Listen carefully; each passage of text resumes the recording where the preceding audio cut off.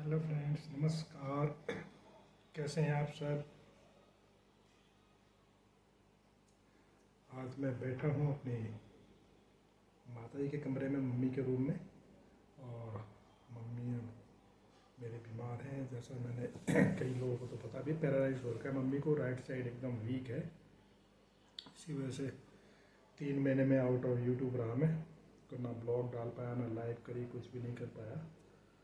तो माता जी मेरी 12 जनवरी को इन्हें पैरालाइज का अटैक पड़ा था, मेजर स्ट्रोक पड़ा इनके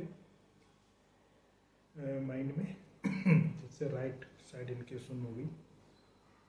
और वैसे अभी फूड पाइप लगा हुआ है इनके, तो फूड पाइप से इनको खिला रहे हैं लिक्विड, और सॉलिड भी देते हैं थोड़ा बहुत, जैसे चाय के संग रस दे दिया, बिस्कुट दे दिया चम्मच से, पर मुंह से ज़्यादा नहीं, क्योंकि मुंह में जीभ में भी है, बोल नहीं पा रही है।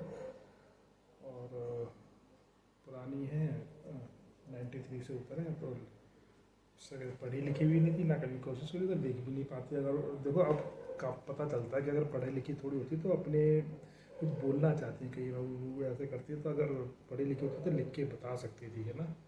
तो ये एक बड़ी समस्या है।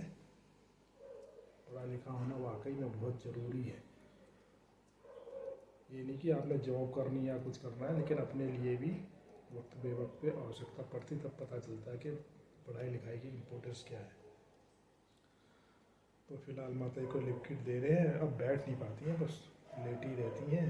बस उनका जो प्लान है वो अभी दिखाता हूँ मैं आपको। हैंडल वाला जो हॉस्पिटल में होते हैं ना, उसको घुमाओ तो ऊपर हो जाता है। अभी तो सो रखी हैं। आज मेरे ऐसी मैं लाइव नहीं कर रहा था, तो मैंने कहा चलो माता जी के ऊपर ये ब्लॉग बना देता हूँ। तो इसलिए चलो अब मैं माता जी का भी दिखाता हूँ आपको। उसके बाद फिर आपको छत में ले चलूँगा, थोड़ा मूड फ्रेश करने के लिए। इस वक्त अंधेरे में कैसा दिखता है हमारा इलाका।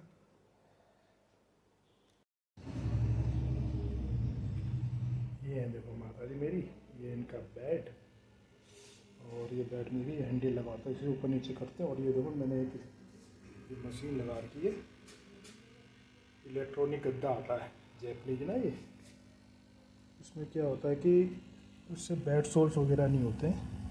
ये देखिए, देखिए बबल्स इसमें होते हैं, देखिए ये बबल्स, आपके बबल्स होते रहते हैं, तो इससे क्या होता है कि बेड सोल्स नहीं होते। और इसका लाभ भी मिला हमें, हमारी माता जी को अभी तक कोई नहीं, कि इतने दिन तक रहने पे बेड सोल्स हो जाते हैं। कोई बेड सोल्स वगैरह नहीं है, एकदम सही काम कर रही है मशीन ये गद्दों के संग। अभी माता जी सो रखी हैं, देखो ऐसे ठीक है। ये फूड पाइप लगा हुआ है इनके, देखो ठीक है। माता जी कैसी लग रही है आपको? ज़रूर प्रेयर करेगा ईश्वर से जल्दी ठीक हों। देखिए मैं भी हैंडल घुमाऊँगा तो देखो ऊपर होंगी, थोड़ा है उठ भी जाती है कई बार, ऊपर करो थोड़ी हिले, देखो। हाँ उठ के मैं ले आऊँ खाना, नींद में अभी आज।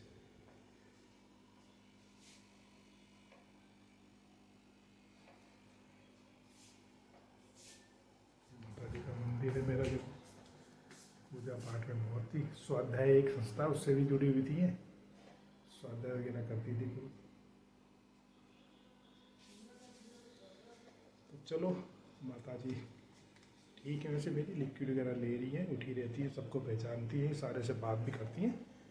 अब थोड़ा छत की तरफ चलते हैं।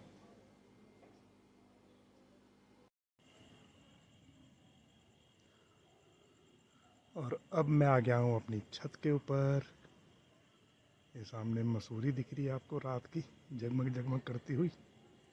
ये देखिए, ये जो पहाड़ी देखिए ना, ये मसूरी में है लाइटिंग सारी। ये पीछे पर्वत श्रृंखला, और ये हमारे देहरादून शहर इलाका। ये तो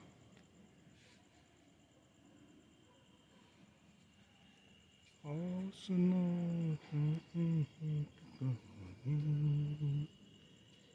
रात्रि का वक्त, एकदम अंधकार है। देखिए बादल लगे हुए आज भैया, बिल्कुल भी वो नहीं है। कल भी आंधी आ रही थी और कोई भी तारा, चंद्रमा वगैरह, खैर कल तो अमावस्या थी,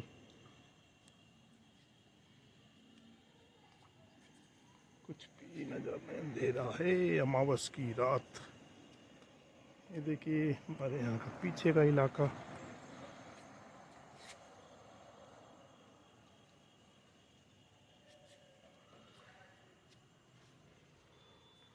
और ये मेरे पड़ोस में भी जो मकान बन रहा था कंप्लीट हो गया, इसमें अब वाइट वाश शुरू हो गई है, ये वाला।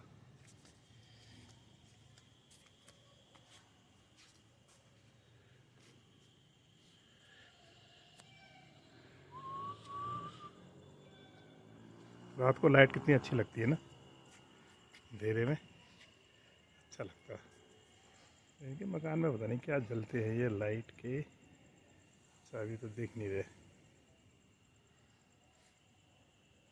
ग्रीनरी ग्रीनरी है चारों तरफ। Thank you. तो आज के लिए दोस्तों इतना ही। अब किसी दिन मैं किसी दूसरी जगह के लिए निकलूँगा, अच्छी जगह देहरादून की, तब फिर मिलते हैं आपसे। तब तक के लिए शुक्रिया। Good night, take care, sweet dream. Thank you very much, I love you.